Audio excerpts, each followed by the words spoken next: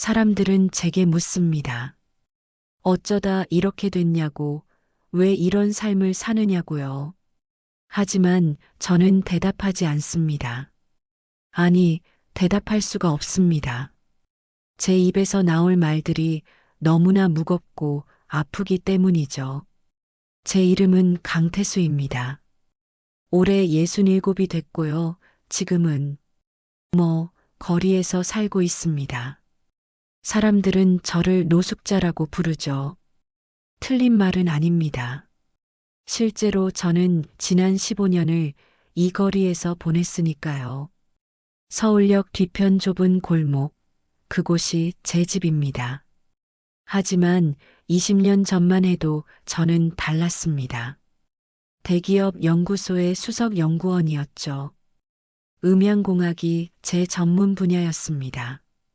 소리를 연구하고 음파를 분석하고 그 속에서 사람의 마음을 움직이는 무언가를 찾아내는 일이 제 삶의 전부였습니다.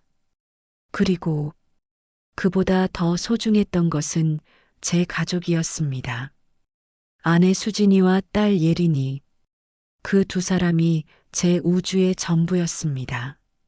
예린이는 당시 겨우 3살이었는데 참 똑똑하고 사랑스러운 아이였어요.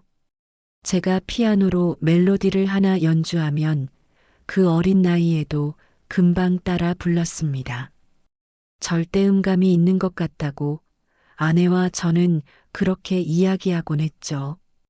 예린이의 3번째 생일을 앞두고 저는 특별한 선물을 준비했습니다. 오르골이었어요. 하지만 그냥 오르골이 아니었습니다. 제가 직접 작곡한 자장가 멜로디를 넣은 세상에 단 하나뿐인 오르골이었죠. 예린이가 잠들기 전마다 제가 불러주던 그 노래를요. 연구소의 정밀 기계들을 이용해서 밤마다 몰래 만들었습니다. 딸아이의 환한 웃음을 상상하며 말이죠. 그런데 그 생일을 일주일 앞두고 모든 게 무너졌습니다. 비가 억수같이 쏟아지던 그날 밤이었습니다. 아내가 예린이를 데리고 친정에 다녀오는 길이었어요. 저는 연구소에서 급한 일이 있어 함께 가지 못했고 그들을 기다리고 있었습니다. 완성된 오르골을 손에 쥔 채로요. 전화가 왔습니다. 병원에서였어요. 교통사고라고 했습니다. 그 순간 제 심장이 멎는 것 같았습니다. 정신없이 병원으로 달려갔죠. 빗속을 헤치며 제 안에 있는 모든 것을 쏟아내며 울부짖으면서요. 병원에 도착했을 때 의사는 고개를 저었습니다. 아내 수진이는 그 자리에서 숨을 거뒀다고 했어요. 그리고 예린이도, 함께 있던 예린이도 발견되지 않았다고, 사고 현장이 너무 처참해서 강물에 떠내려갔을 거라고 그렇게 말했습니다. 저는 미쳐버렸습니다. 아니, 정확히는 제 정신이 그 순간 멈춰버린 거죠. 장례식도 제대로 치르지 못했습니다.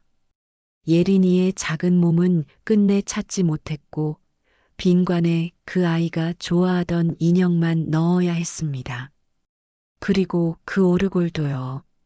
제가 만든 세상에 단 하나뿐인 그 오르골을. 아니, 잠깐 제가 뭔가 착각하고 있었나요?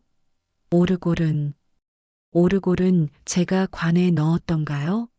아니면 그냥 집에 뒀던가요? 기억이 가물가물합니다.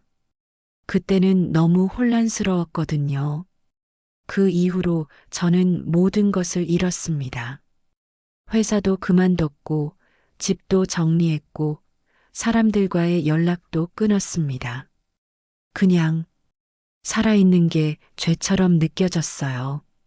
제가 함께 갔더라면, 제가 그날 차를 몰았더라면, 그들은 살아있을 거라는 생각에 잠도 잘 수가 없었습니다. 결국 저는 거리로 나왔습니다. 벌을 받는 기분이었어요. 세상과 단절된 채 그저 하루하루를 견디며 살았습니다.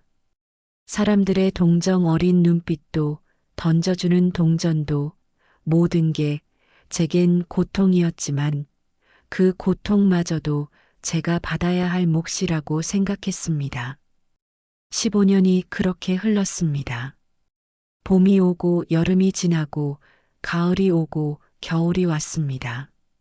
계절은 돌고 돌았지만 제 시간은 그날 밤 그 빗속에서 멈춰 있었습니다. 그러던 어느 가을날이었습니다. 서울역 앞 계단에 앉아 있는데 한 여자아이가 제 앞을 지나갔어요. 깨끗한 교복을 입은 10살쯤 돼 보이는 아이였습니다. 요즘 아이들이 다 그렇듯 이어폰을 끼고 빠른 걸음으로 걸어가고 있었죠. 그런데 그 아이가 갑자기 멈춰 섰습니다. 그리고 저를 돌아봤어요. 큰 눈망울로 저를 한참 바라보더니 가방에서 뭔가를 꺼냈습니다. 빵이었어요. 편의점에서 산 것 같은 작은 크림빵이었습니다. 할아버지, 이거 드세요. 아이는 그렇게 말하며 제게 빵을 건넸습니다. 저는 뭐라고 대답해야 할지 몰랐습니다.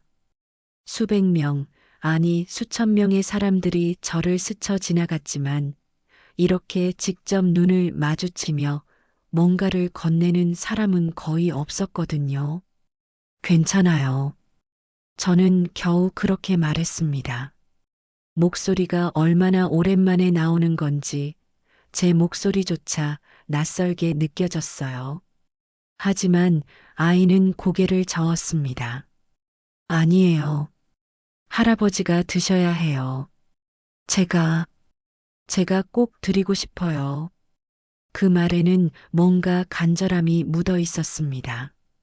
마치 이 빵을 주는 게 자기에게도 중요한 일인 것처럼요. 저는 결국 고개를 끄덕이며 빵을 받았습니다. 고맙구나. 제가 그렇게 말하자 아이는 환하게 웃었습니다. 그리고는 다시 이어폰을 끼고 걸어갔어요. 저는 그 작은 뒷모습을 한참 바라봤습니다.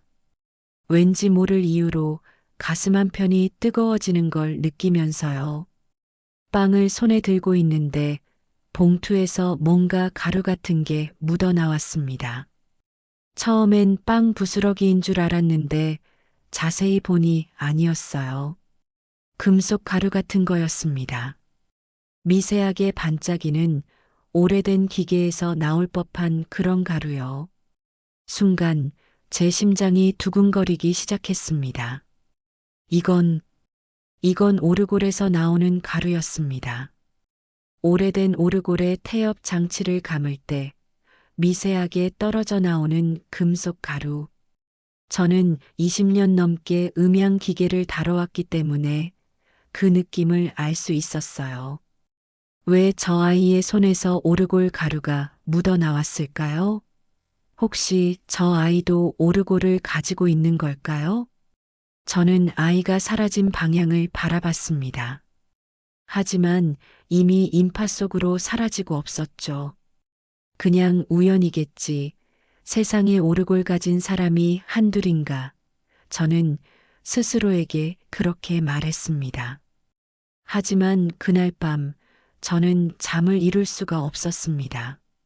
그 아이의 얼굴이 자꾸만 떠올랐어요. 그 맑은 눈빛, 그 순수한 미소, 그리고 왠지 모르게 낯익은 느낌. 그 다음 날도 저는 같은 자리에 앉았습니다. 혹시 그 아이가 다시 지나갈까 싶어서요. 하지만 아이는 나타나지 않았습니다.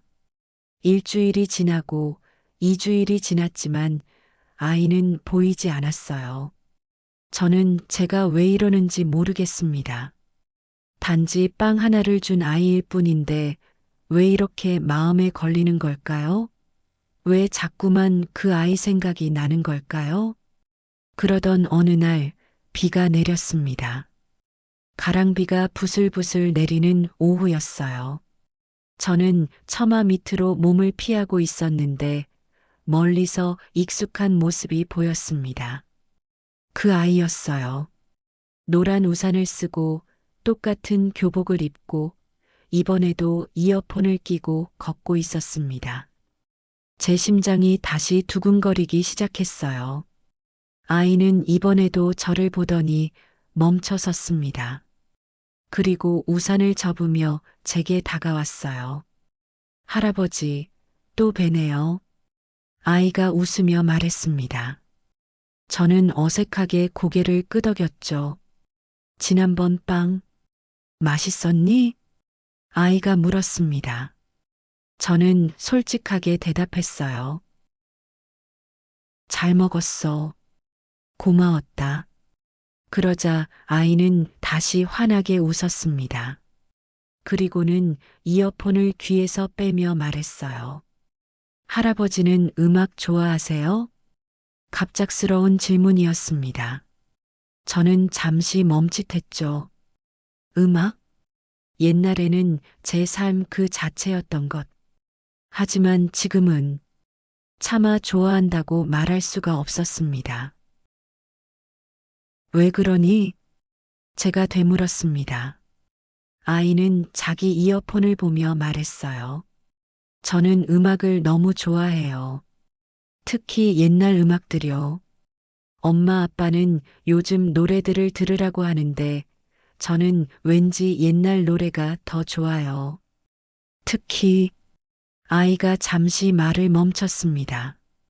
그리고는 조금 쑥스러운 듯 웃으며 계속 말했어요. 특히 오르골 소리가 제일 좋아요. 저희 집에 오래된 오르골이 하나 있거든요. 매일 아침 그걸 들어요. 그 순간 제 온몸에 전율이 흘렀습니다. 오르골. 저 아이에게 정말 오르골이 있었던 거예요. 그 오르골은 어떻게 생긴 거니? 저는 떨리는 목소리로 물었습니다. 아이는 눈을 반짝이며 대답했어요. 작고 둥근 모양이에요. 나무로 만들어졌고 뚜껑을 열면 작은 발레리나가 빙글빙글 돌아요. 그런데 제일 신기한 건 아이가 목소리를 낮추며 말했습니다. 그 오르골 음악이요. 다른 어떤 노래와도 안 똑같아요. 엄마가 말씀하시길 세상에 하나밖에 없는 특별한 오르골이래요. 세상에 하나밖에 없는 오르골. 제 머릿속이 하얗게 변했습니다. 그럴 리가 없어요. 제가 만든 그 오르골은 예린이의 관에 넣었을 텐데. 아니, 정말 그랬을까요? 제 기억이 맞는 걸까요? 너는 혹시 제가 무언가 물으려는 순간 멀리서 여자의 목소리가 들렸습니다. 지안아, 아이가 휙 돌아봤어요. 한 중년 여성이 우산을 쓰고 손을 흔들며 다가오고 있었습니다. 엄마다. 저 가봐야 해요, 할아버지. 다음에 또 와요. 아이는 그렇게 말하며 뛰어갔습니다. 저는 그 자리에 그대로 얼어붙어 있었어요. 지안. 아이의 이름은 지안이었습니다. 서지안. 제 딸의 이름은 예린이었죠. 강예린. 다른 이름입니다. 다른 아이예요. 그런데 왜일까요? 왜 제 가슴이 이렇게 미칠 듯이 뛰는 걸까요? 그날 밤 저는 빗속을 걸었습니다. 20년 전 그날처럼 빗물이 온몸을 적셔도 아랑곳하지 않고 걸었어요. 만약, 정말 만약의 말입니다. 만약 예린이가 살아있다면? 만약 그 혼란스러운 사고 현장에서 누군가가 예린이를 데려갔다면? 만약 그 아이가 제 딸이라면? 아니, 말도 안 돼요. 그건 불가능한 일이에요. 저는 스스로에게 계속 그렇게 말했습니다. 하지만 가슴 한편에서는 작은 불씨 하나가 타오르기 시작했습니다. 희망이라는 이름에 너무나 위험한 그 불씨가 말이죠. 그날 밤 이후로 저는 잠을 잘 수가 없었습니다. 눈을 감으면 지안이라는 그 아이의 얼굴이 보였고 귀를 막아도 세상에 하나밖에 없는 오르골이라는 그 말이 계속 들려왔어요. 미친 짓이라는 걸 알았습니다.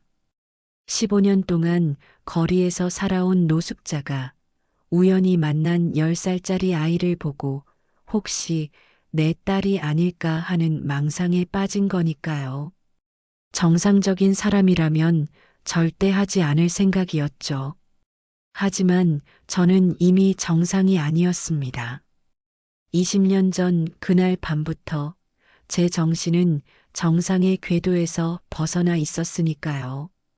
다음 날 아침 저는 평소보다 일찍 서울역 계단에 자리를 잡았습니다. 지안이가 다니는 학교가 어디인지 몇 시에 등교하는지 알 수는 없었지만 혹시나 하는 마음으로 기다렸어요. 오전 7시, 8시, 9시. 시간이 흘렀지만 아이는 나타나지 않았습니다. 당연한 일이었죠. 서울이 얼마나 큰 도시인데 우연히 두세 번 마주쳤다고 해서 매일 볼 수 있을 리가 없었으니까요. 하지만 저는 포기하지 않았습니다. 다음 날도 그 다음 날도 같은 자리에서 기다렸어요. 지나가는 사람들은 저를 그저 멍하니 앉아 있는 노숙자로만 봤겠지만 제 마음속은 온통 그 아이 생각뿐이었습니다. 일주일이 지났을 때 저는 결심했습니다. 이렇게 기다리기만 해서는 안 되겠다고요. 뭔가 적극적으로 움직여야 한다고 생각했어요. 그런데 문제가 있었습니다. 저는 아무것도 가진 게 없었어요. 돈도 없고 연락처도 없고 심지어 제대로 된 옷도 없었습니다. 이런 모습으로 어떻게 그 아이를 다시 찾을 수 있을까요? 그때 문득 떠오른 사람이 있었습니다. 최민호. 제가 연구소에서 일할 때 함께 근무했던 후배였어요. 당시 20살이던 인턴이었는데 저를 무척 따랐던 친구였죠. 제가 거리로 나온 후에도 몇 번 찾아왔었는데 저는 만나주지 않았습니다. 부끄러웠거든요. 하지만 지금은 달랐습니다. 저한테 필요한 게 있었어요. 20년 전 사고 기록을 찾아야 했습니다. 정확히 어떤 일이 있었는지, 예린이의 시신이 정말 발견되지 않았는지 그 모든 걸 확인해야 했어요. 민호는 지금쯤 40대 중반이 됐을 겁니다. 연구소를 그만두고 어디서 뭘 하고 있는지는 모르겠지만 어쨌든 저보다는 나은 삶을 살고 있겠죠. 저는 오랜만에 공중전화 부스로 향했습니다. 주머니에 있던 동전 몇 개를 꺼내며 떨리는 손으로 번호를 눌렀어요. 민호의 전화번호는 아직도 기억하고 있었습니다. 20년 전 그 번호를요. 신호음이 울렸습니다. 한 번, 두 번, 세 번. 여보세요? 남자의 목소리가 들렸습니다. 나이든 목소리였지만 분명 민호였어요. 민호야. 저는 간신히 말했습니다. 전화기 너머로 잠시 침묵이 흘렀어요. 형님? 태수 형님이세요? 민호의 목소리가 떨렸습니다. 저는 눈물이 날 것 같았어요. 그래, 나다. 형님, 어디 계세요? 괜찮으세요? 그동안 어떻게... 민호는 쏟아지는 질문들을 참지 못했습니다. 저는 그를 조용히 말렸어요. 미안하다, 민호야. 갑자기 연락해서. 그런데 부탁이 하나 있어서 전화했다. 저는 민호에게 20년 전 사고 기록을 찾아달라고 부탁했습니다. 당시 경찰 보고서, 병원 기록, 신문 기사, 뭐든 좋으니 그 사고에 관한 모든 자료를 구해달라고 했어요. 민호는 이유를 묻지 않았습니다. 그저 알겠습니다, 형님. 제가 찾아볼게요라고만 했죠. 그리고는 형님, 제발 어디 계신지만 알려주세요. 찾아뵙겠습니다라고 간곡히 말했어요. 저는 서울역 뒤편 골목 주소를 알려줬습니다. 부끄러웠지만 어쩔 수 없었어요. 사흘 후 민호가 찾아왔습니다. 깔끔한 정장 차림에 백발이 섞인 중년 남자였어요. 하지만 눈빛만큼은 20년 전 그 청년 그대로였습니다. 형님, 민호는 저를 보자마자 눈물을 흘렸습니다. 저는 뭐라고 말해야 할지 몰랐어요. 그저 고개를 숙일 뿐이었죠. 괜찮습니다, 형님. 아무 말씀 안 하셔도 돼요. 민호는 제 옆에 앉으며 두툼한 봉투를 건넸습니다. 형님이 부탁하신 자료들입니다. 20년 전 사고에 관한 모든 기록을 찾아봤어요. 경찰 보고서, 병원 기록, 당시 신문 기사까지 전부요. 저는 떨리는 손으로 봉투를 받았습니다. 안에는 수십 장의 문서들이 들어 있었어요. 형님, 혹시 무슨 일이 있으세요? 민호가 조심스럽게 물었습니다. 저는 잠시 망설이다가 지난 며칠간 있었던 일들을 이야기했어요. 지안이라는 아이를 만난 것, 그 아이가 세상에 하나밖에 없는 오르골을 가지고 있다는 것, 그래서 혹시나 하는 마음에 사고 기록을 찾고 싶었다는 것을요. 민호는 제 이야기를 끝까지 들었습니다. 그리고는 한참을 말없이 앉아 있더니 천천히 입을 열었어요. 형님, 제가 사실 형님께 말씀드려야 할 게 있었습니다. 20년 동안 말씀드리지 못한 거예요. 제 심장이 쿵 내려앉았습니다. 당시 사고 현장에 저도 있었습니다. 뭐, 형님께서 병원에 도착하시기 전에 저도 연락을 받고 현장으로 달려갔어요. 형님 가족분들이 사고를 당했다는 소식을 듣고요. 민호의 목소리가 떨렸습니다. 현장은 정말 끔찍했습니다. 비는 쏟아지고 차는 완전히 파손돼 있었고 형수님은 이미 민호는 말을 잇지 못했습니다. 잠시 숨을 고르더니 계속 말했어요. 그런데 형님 예린이는 그 자리에 없었습니다. 뭐라고? 경찰들이 주변을 수색했지만 예린이의 흔적은 찾을 수가 없었어요. 차 안에도 없었고 강물에도 없었고 마치 증발해버린 것처럼요. 저는 숨이 막혔습니다. 당시 경찰은 강물에 떠내려갔을 거라고 추정했습니다. 하지만 저는 항상 의아했어요. 그렇게 작은 아이가 혼자서 강물에 떠내려갈 수 있을까? 누군가가 데려간 건 아닐까? 왜 그동안 말하지 않았어? 제 목소리가 떨렸습니다. 민호는 고개를 숙였어요. 죄송합니다, 형님. 당시 형님 상태가 너무 안 좋으셔서 이런 말씀을 드렸다가 더 큰 희망 고문이 될까봐 두려웠습니다. 경찰도 결국 사망으로 결론 지었고 시신을 못 찾은 경우는 종종 있는 일이라고 했으니까요. 저는 봉투를 열었습니다. 손이 너무 떨려서 서류를 제대로 펼치기도 힘들었어요. 가장 위에 있던 건 당시 사고 보고서였습니다. 거기에는 이렇게 적혀 있었어요.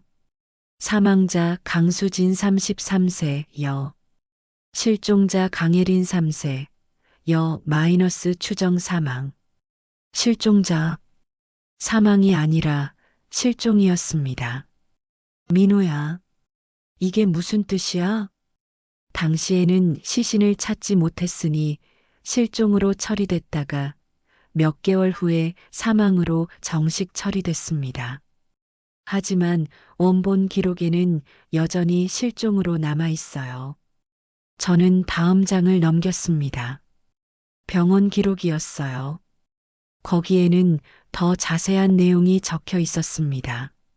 사고 당시 차량에서 여성 1명 사망 확인. 아동용 카시트는 파손된 상태로 발견되었으나 아동은 발견되지 않음. 카시트의 안전벨트는 풀려진 상태였음. 안전벨트가 풀려져 있었다는 거였습니다. 3살짜리 아이가 스스로 안전벨트를 풀 수는 없어요. 누군가가 풀어준 겁니다. 민호야, 이건. 네, 형님. 저도 그 부분이 계속 이상했습니다. 누군가가 예린이를 카시트에서 꺼냈다는 뜻이니까요. 제 머릿속이 빠르게 돌아가기 시작했습니다. 20년 전 그날 밤 비가 쏟아지던 그 사고 현장에서 무슨 일이 있었던 걸까요? 혼란스러운 상황 속에서 누군가가 예린이를 데려간 겁니다. 왜? 무슨 이유로? 형님, 혹시 그 지안이라는 아이가? 민호가 조심스럽게 말했습니다. 저는 고개를 끄덕였어요. 나도 모르겠어. 하지만 알아봐야 해. 확인해야 한다고. 어떻게 하실 건데요? 그 아이를 다시 만나야 해. 그리고 그 오르골을 봐야 해. 민호는 잠시 생각하더니 말했습니다. 제가 도와드리겠습니다, 형님. 그 아이의 학교를 찾아보겠습니다. 서울역 근처에 있는 초등학교는 그리 많지 않으니까요. 저는 민호의 손을 꽉 잡았습니다. 고맙다, 민호야. 며칠 후 민호에게서 연락이 왔습니다. 지안이라는 이름의 10세 여학생이 다니는 학교를 찾았다는 거였어요. 서울역에서 도보로 15분 거리에 있는 초등학교였습니다. 저는 그 학교 근처로 갔습니다. 하교 시간에 맞춰서요. 수많은 아이들이 교문을 빠져나왔습니다. 저는 한 명 한 명 얼굴을 살펴봤어요. 그리고 보였습니다. 지안이가 친구들과 함께 걸어 나오고 있었어요. 저는 멀찍이 떨어져서 아이를 따라갔습니다. 이상한 행동이라는 건 알았지만 어쩔 수 없었어요. 그 아이의 집이 어딘지, 부모가 누군지 알아야 했으니까요. 지안이는 친구들과 헤어진 후 혼자 골목길을 걸었습니다. 그리고 한 주택가 앞에서 멈춰 섰어요. 깔끔한 2층 단독주택이었습니다. 현관문을 열고 들어가려던 지안이가 갑자기 뒤를 돌아봤습니다. 그리고 저와 눈이 마주쳤어요. 할아버지, 아이는 놀란 표정으로 저를 바라봤습니다. 저는 뭐라고 말해야 할지 몰랐어요. 어쩌다 이쪽에.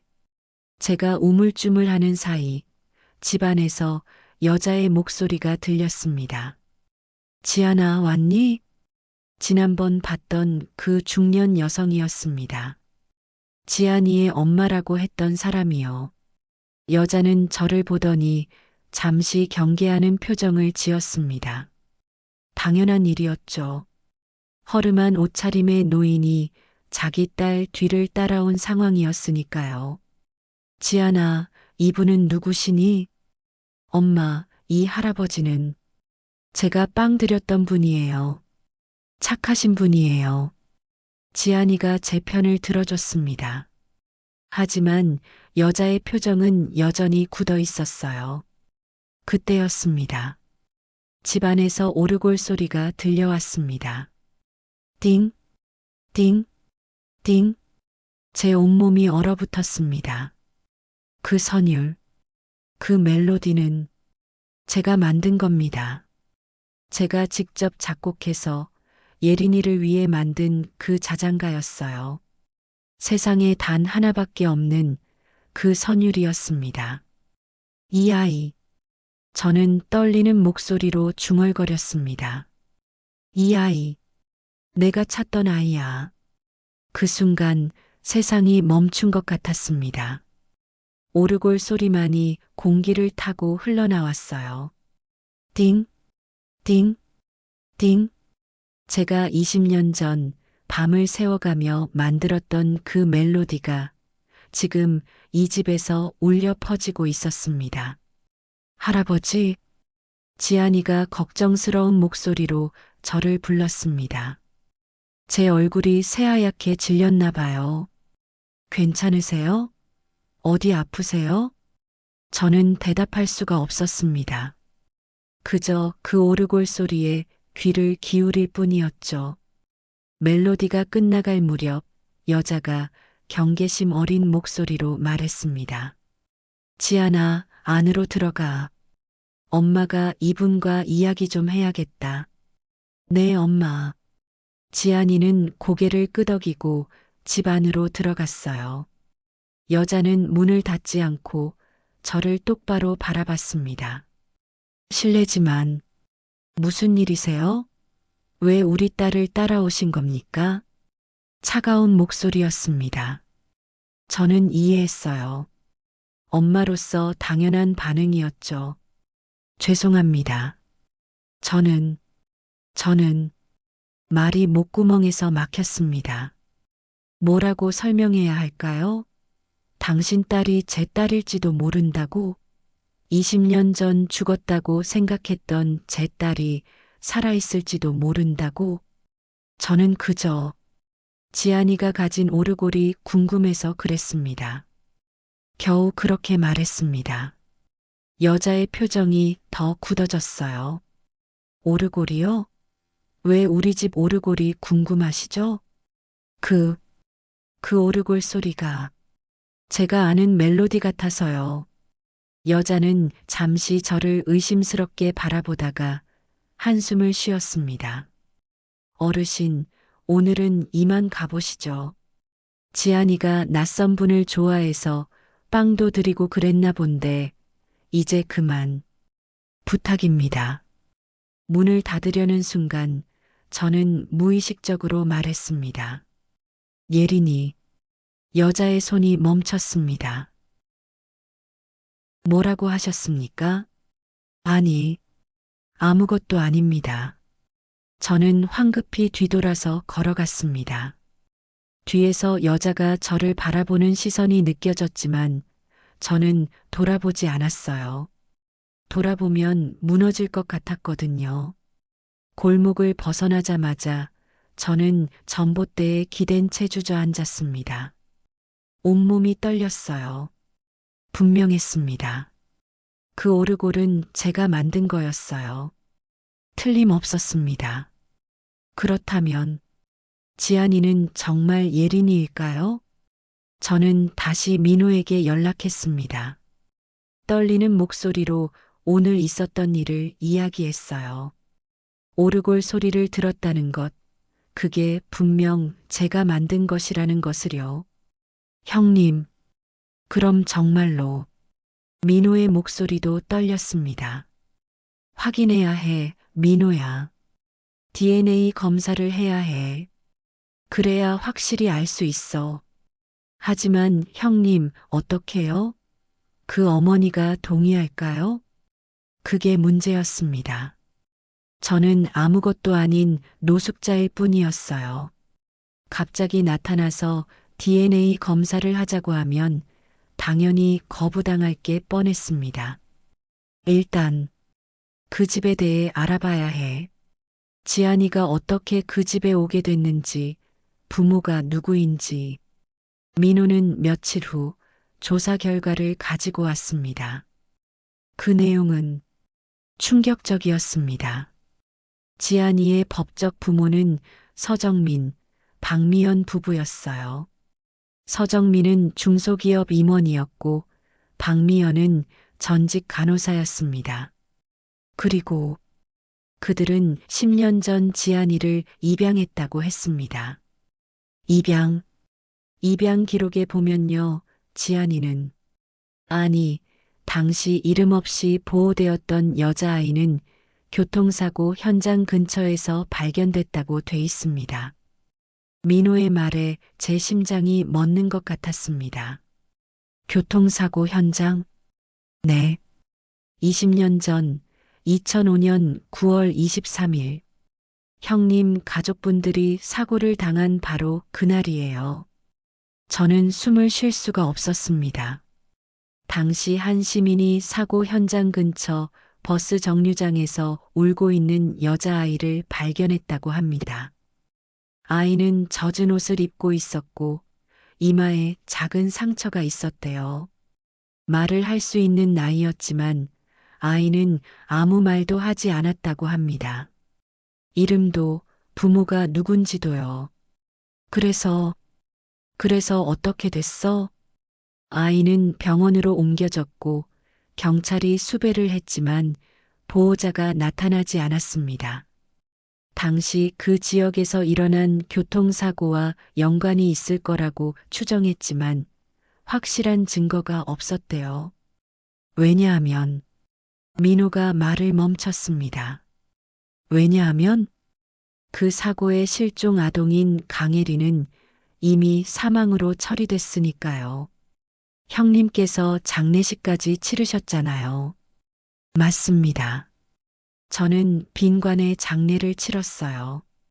예린이의 몸을 찾지 못했지만 경찰이 사망으로 결론 지었고 저는 그걸 받아들였습니다.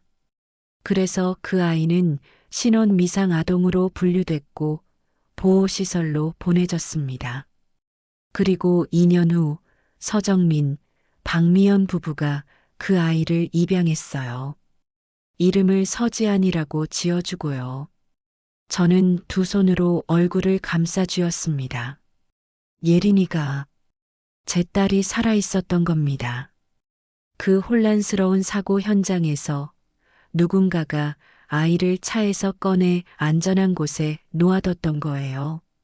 아니면 예린이가 스스로 기어 나왔을 수도 있습니다. 충격으로 기억을 잃은 채로요. 민호야. 확실해. 지안이가 내 딸이야. 예린이야. 하지만 형님, 아직 확실하지 않습니다. DNA 검사를 해봐야. 그 오르골이 증거야. 세상에 하나밖에 없는 오르골이라고. 저는 소리쳤습니다. 민호는 저를 진정시키려 했어요. 형님, 저도 형님 심정 이해합니다. 하지만 냉정해지셔야 해요. 법적으로 접근해야 합니다. 법적으로? 어떻게? 입양 기록을 토대로 재조사를 요청할 수 있습니다. 그리고 DNA 검사를 법원에 신청할 수도 있어요. 물론 시간이 걸리겠지만, 시간? 나한테 시간이 얼마나 남았는지 알아? 나는 이미 늙었어, 민호야. 20년을 잃어버렸다고. 더 이상 잃을 시간이 없어. 저는 절박했습니다. 하지만 민호의 말이 맞았어요. 법적 절차를 밟아야 했습니다. 며칠 후 저는 용기를 내서 다시 그 집으로 갔습니다. 이번에는 민호와 함께였어요. 그리고 준비한 서류들을 가지고 갔습니다. 20년 전 사고 기록, 예린이의 출생 증명서, 입양 기록, 모든 것을요. 초인종을 눌렀습니다. 문이 열렸고 박미연 씨가 나타났어요. 저를 보자 그녀의 얼굴이 굳었습니다. 또 오셨군요. 경고했을 텐데요. 계속 이러시면 신고하겠습니다. 잠깐만요, 부인. 제 말 좀 들어주십시오. 민호가 나섰습니다. 그는 정중하게 자신을 소개하고 서류들을 보여줬어요. 이게 무슨 뜻입니까? 박미연 씨의 얼굴이 점점 창백해졌습니다. 지안이가 이분의 딸일 수도 있다는 말씀입니까? 가능성이 높습니다. 날짜도 일치하고 지안이가 발견된 장소도 사고 현장 근처였으니까요. 말도 안 돼요. 지안이는 우리 딸입니다. 우리가 10년 동안 키웠어요. 박미연 씨가 소리쳤습니다. 당연한 반응이었죠. 저도 그 심정을 이해했어요. 부인, 저희도 억지로 하려는 게 아닙니다. 다만 DNA 검사만 한 번만 해주시면. 그때 집안에서 지안이가 나왔습니다. 엄마, 무슨 일이에요? 왜 소리를 지르세요? 지안이는 저를 보고 눈이 커졌어요. 할아버지, 또 오셨어요? 지안아, 방으로 들어가. 박미연 씨가 다급하게 말했습니다. 하지만 지안이는 움직이지 않았어요. 그 영리한 아이는 뭔가 심상치 않은 분위기를 느낀 것 같았습니다. 엄마, 무슨 일이에요? 할아버지한테 왜 그러세요? 지안아, 박미연 씨의 목소리가 떨렸습니다. 저는 더 이상 참을 수가 없었어요. 지안아, 제가 아이를 불렀습니다. 너, 내가 가진 오르골 말이야. 그게 어디서 온 건지 아니? 오르골요? 지안이가 고개를 갸우뚱했습니다. 제가 아기였을 때부터 있었대요. 엄마 아빠가 저를 데려올 때 제가 그걸 꼭 안고 있었다고 들었어요. 제 심장이 쿵쿵 뛰었습니다. 그래, 그랬구나. 그럼 혹시 그 오르골 소리를 들으면 어떤 느낌이 들어? 지안이는 잠시 생각하더니 대답했습니다. 따뜻해요. 왠지 모르게 엄청 따뜻하고 안전한 느낌이 들어요. 그리고 가끔, 가끔 누군가의 목소리가 들리는 것 같아요. 낮고 따뜻한 남자 목소리요. 노래를 불러주는 것 같은. 눈물이 흘러내렸습니다. 제 두 눈에서 통제할 수 없이요. 그 목소리는 저였습니다.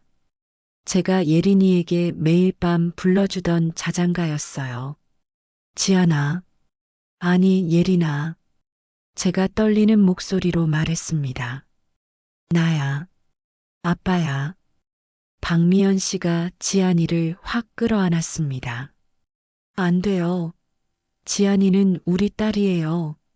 당신이 누군지 모르지만 지안이를 빼앗아 갈 순 없어요. 엄마, 무슨 소리예요?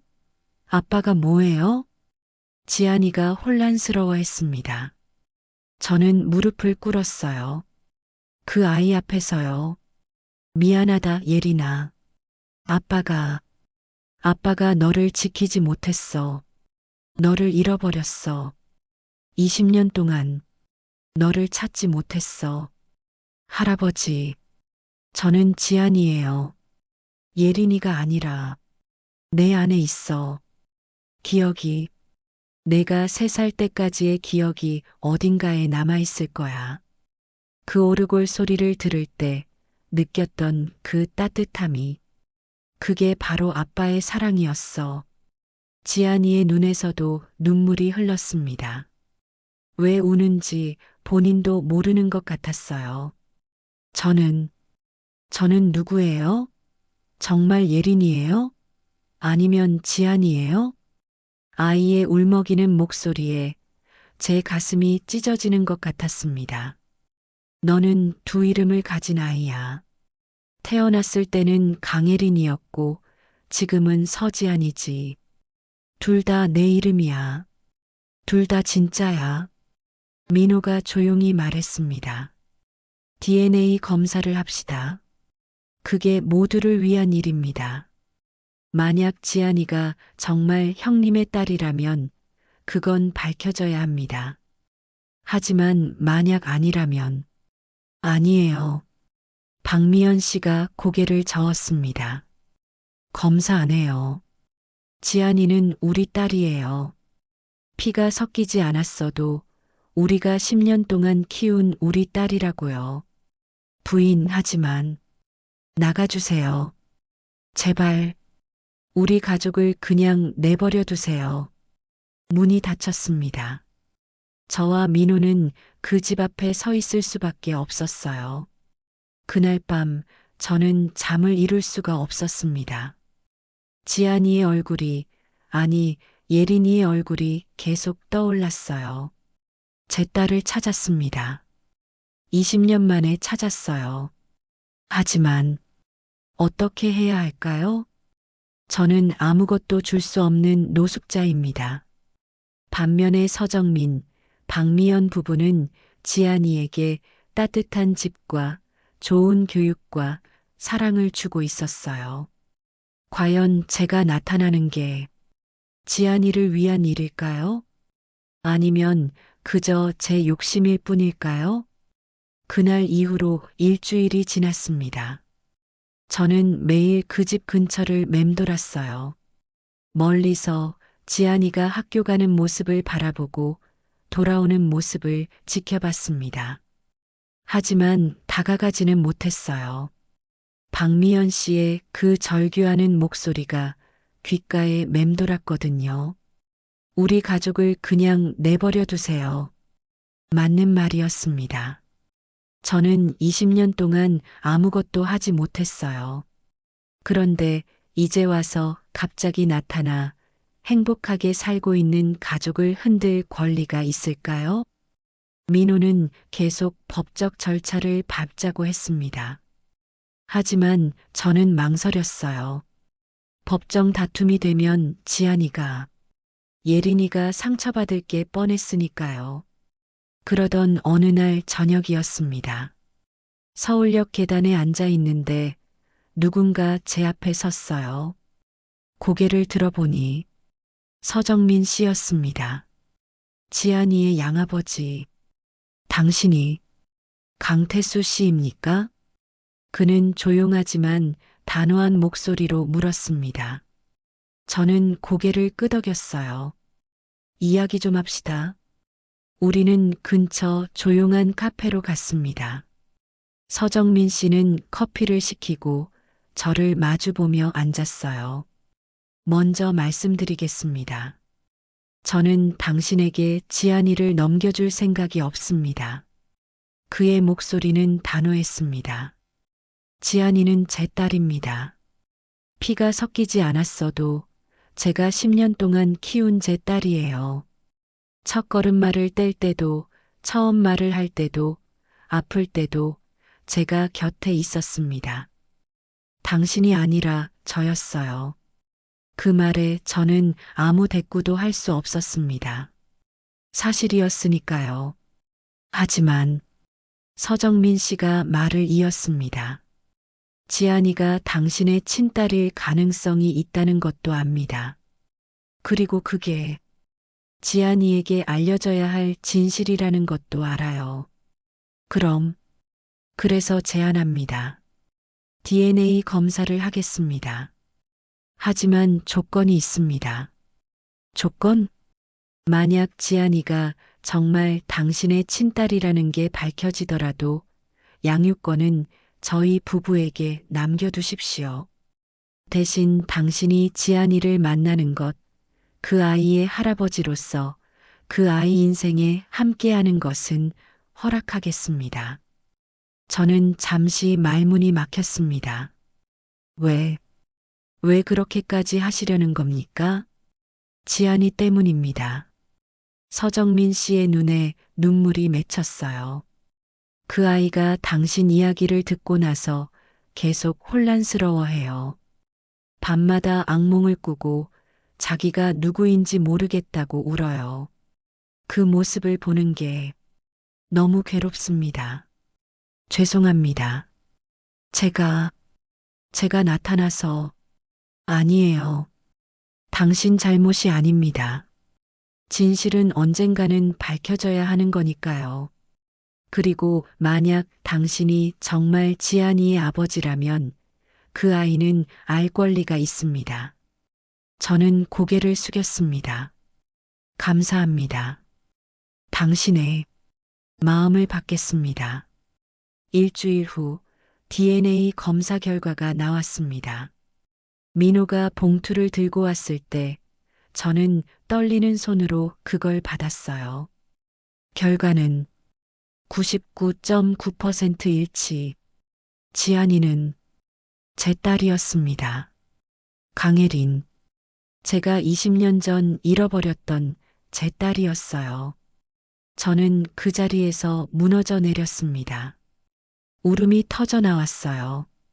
20년 동안 참았던 모든 슬픔과 그리움과 후회가 한꺼번에 쏟아져 나왔습니다. 형님, 축하드립니다. 따님을 찾으셨습니다. 민호도 함께 울었습니다. 서정민 씨 부부에게 결과를 전했을 때 박미연 씨는 한참을 말없이 앉아 있었어요. 그리고는 조용히 말했습니다. 지안이한테 말해야겠죠. 네. 당신이 직접 말해주세요. 그게 맞을 것 같아요. 며칠 후, 저는 서정민 씨 부부의 집으로 초대받았습니다. 처음으로 그 집 안으로 들어갔어요. 깔끔하고 따뜻한 집이었습니다. 거실에는 지안이의 사진들이 가득했어요. 돌사진, 유치원 졸업사진, 가족여행 사진. 제가 함께하지 못했던 10년의 시간이 그 사진들 속에 있었습니다. 지안이가 방에서 나왔습니다. 저를 보더니 어색하게 인사했어요. 안녕하세요, 할아버지. 안녕, 지안아. 우리는 소파에 나란히 앉았습니다. 서정민 씨 부부는 조금 떨어진 곳에 앉아 지켜봤어요. 지안아, 할아버지가 할 말이 있어. 저는 떨리는 목소리로 시작했습니다. 지난번에 한 말 기억나니? 할아버지가 너를 예린이라고 불렀던 거. 네, 기억해요. 그게 사실이야. 너는 원래 강예린이라는 이름을 가지고 태어났어. 할아버지의 딸로. 지안이의 눈이 커졌습니다. 20년 전에 큰 사고가 있었어. 내 엄마, 아니, 할아버지의 아내가 그 사고로 세상을 떠났고, 너도 사라졌지. 할아버지는 내가 죽었다고 생각했어. 그래서 20년 동안 너를 찾지 못했던 거야. 그럼, 할아버지가 제 진짜 아빠라는 거예요? 응. DNA 검사 결과가 나왔어. 너는 할아버지의 딸이 맞아. 지안이는 한참을 아무 말도 하지 않았습니다. 그저 자기 손을 내려다볼 뿐이었어요. 저는 조심스럽게 말을 이었습니다. 하지만 지안아, 너를 키워준 건 이 두 분이야. 서정민 아저씨와 박미연 아줌마. 이분들이 너의 진짜 부모님이야. 할아버지는 그냥 내가 태어나는 걸 도와준 사람일 뿐이야. 아니에요. 지안이가 고개를 들었습니다. 눈에 눈물이 가득했어요. 할아버지도 제 아빠예요.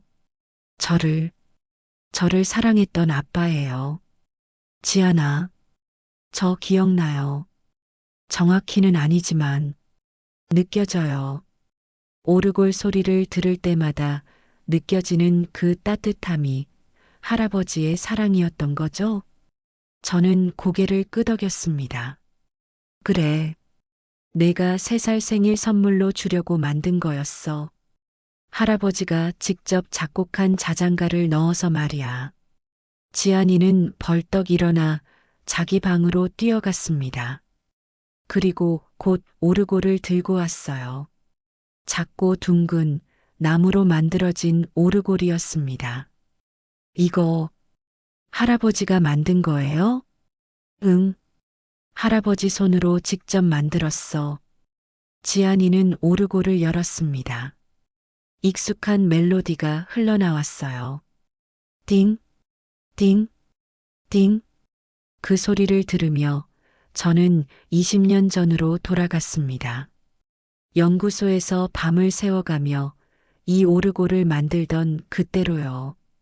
예린이의 환한 웃음을 상상하며 행복해했던 그때로. 할아버지, 이 노래 제목이 뭐예요? 제목은 없어. 그냥 예린이의 노래라고 부르면 될 것 같구나. 지안이가 웃었습니다. 그리고는 저를 꼭 안았어요. 저는, 저는 두 개의 이름을 가진 아이예요.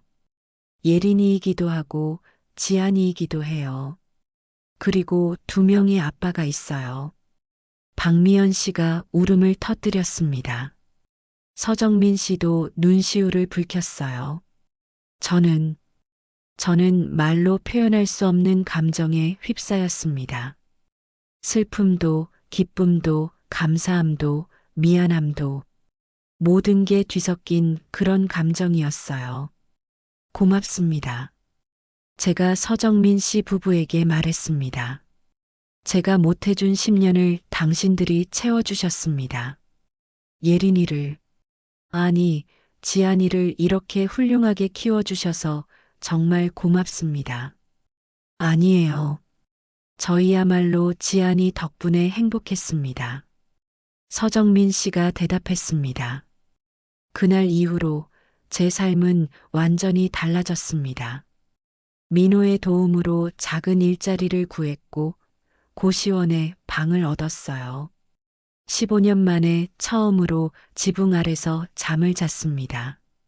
그리고 무엇보다 일주일에 한 번씩 지안이를 만날 수 있게 됐어요. 처음에는 어색했습니다. 20년의 공백을 어떻게 메워야 할지 몰랐거든요. 하지만 지안이는 똑똑한 아이였어요.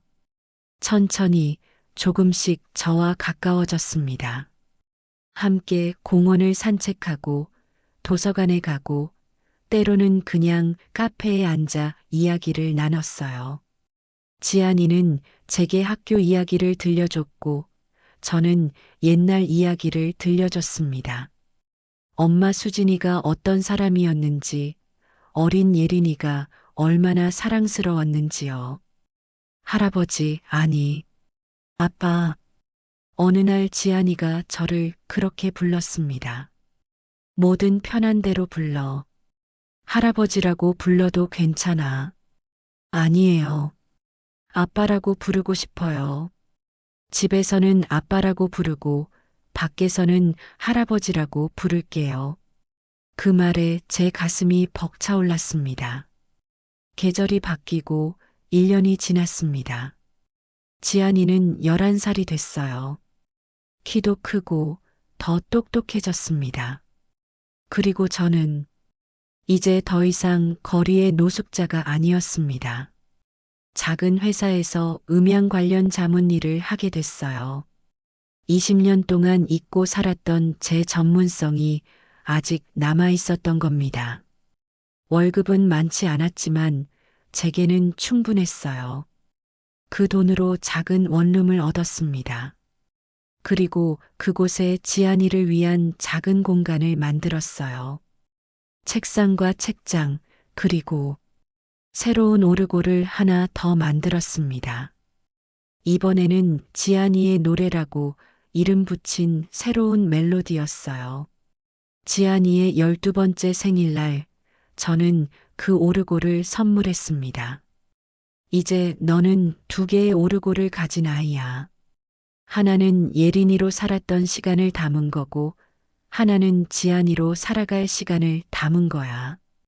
지안이는 두 오르골을 나란히 놓고 번갈아 가며 태엽을 감았어요. 두 멜로디가 겹쳐지면서 아름다운 화음을 만들어냈습니다. 아빠, 이거 들어봐요. 두 노래가 합쳐지니까 더 예쁜 소리가 나요. 그래, 예린아. 아니, 지안아. 저는 웃으며 말했습니다. 내 인생도 그래. 과거와 현재가 합쳐져서 더 아름다운 미래를 만드는 거야. 지안이가 제 손을 잡았습니다. 아빠 사랑해요. 나도 사랑한다. 내 딸. 그날 밤 집으로 돌아오는 길에 서울역을 지나쳤습니다. 15년을 살았던 그 계단이 보였어요. 저는 잠시 멈춰서서 그곳을 바라봤습니다. 그곳에는 또 다른 노숙자가 앉아 있었습니다. 저처럼 세상을 등진 사람이었죠. 저는 주머니에서 10,000원짜리 지폐를 꺼내 그의 앞에 놓았습니다. 힘내세요. 인생은 끝나지 않았습니다. 그 사람은 저를 올려다봤습니다. 저는 미소 지으며 고개를 끄덕이고 걸음을 옮겼어요. 집으로 돌아오는 길 하늘을 올려다봤습니다. 별이 빛나고 있었어요. 수진아, 우리 딸 찾았어. 예린이, 아니, 지안이를 찾았어. 우리 딸이 살아있었어. 바람이 불었습니다. 마치 대답하는 것처럼요. 20년 만에 저는 다시 살아있음을 느꼈습니다. 한 소녀가 건넨 빵 하나에서 시작된 기적. 그 작은 빵 하나가 제 인생을 다시 일으켜 세웠습니다. 그리고 깨달았습니다. 사랑은 절대 사라지지 않는다는 것을. 비록 20년이라는 시간이 흘렀어도, 비록 기억이 흐릿해졌어도 사랑은 오르골 소리처럼 어딘가에 남아있다는 것을요. 그리고 그 사랑이 언젠가는 우리를 다시 만나게 해준다는 것을 저는 이제 압니다. 제가 15년 동안 거리에서 살았던 건 벌을 받기 위해서가 아니었다는 것을요. 그건 예린이를 다시 만나기 위한 여정이었습니다. 그 긴 여정의 끝에서 저는 제 딸을 다시 찾았습니다. 그리고 이제 남은 인생을 그 아이와 함께 살아갈 겁니다. 늦었지만 아직 늦지 않았습니다. 사랑은 절대 늦지 않으니까요.